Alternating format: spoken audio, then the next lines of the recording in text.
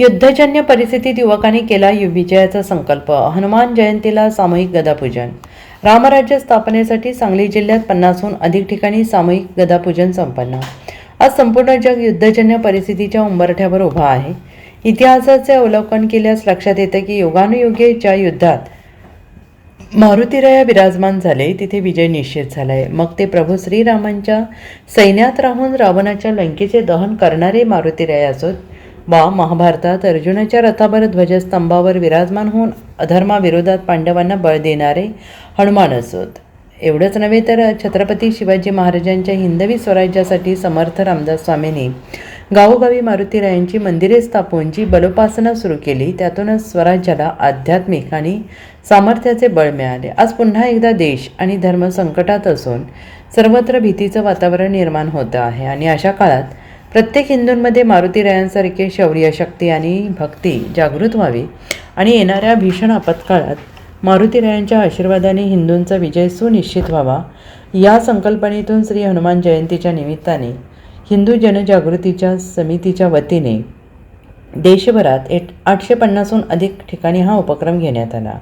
महाराष्ट्र, गोवा, कर्नाटक, छत्तीसगड, तेलंगणा, मध्य प्रदेश, राजस्थान, उत्तर प्रदेश, बिहार, हरियाणा आदी राज्यातील सामूहिक गदापूजनात हजारो युवकांनी सहभाग घेतला. तर सांगली जिल्ह्यात 50हून अधिक ठिकाणी हा उपक्रम घेण्यात आला.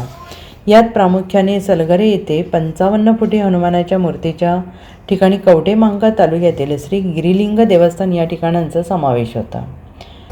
आज या ठिकाणी सामुदायिक गदापूजनाचा कार्यक्रम करण्यात आला. ह्या कार्यक्रमाचा उद्देश ज्या वेळेला हिंदवी स्वराज्य संस्थापक छत्रपती शिवाजी महाराजांनी स्वराज्याची स्थापना केली आणि मुघलांशी लढाया केल्या त्यावेळेला मावळ्यांनी बलोपासना केली पाहिजे. मावळे बलदंड शरीराचे असले पाहिजे. यासाठी समर्थ रामदासांनी सर्व मावळ्यांना एकत्र करून बलोपासना करायला शिकवलं आणि त्या बलोपासनेच्या जीवावर छत्रपती शिवाजी महाराजांनी मावळ्यांना एकत्र करून हिंदवी स्वराज्याची स्थापना केली, मुघलांना पराभूत केलं. आज या देशावर, जगावर एक फार मोठं संकट इस्लामी दहशतवादाचं आलेलं आहे आणि हे दहशतवादी संकट जर परतून लावायचं असेल तर हनुमानाची जी गदा आहे ती गदा ही शौर्याचं प्रतीक आहे.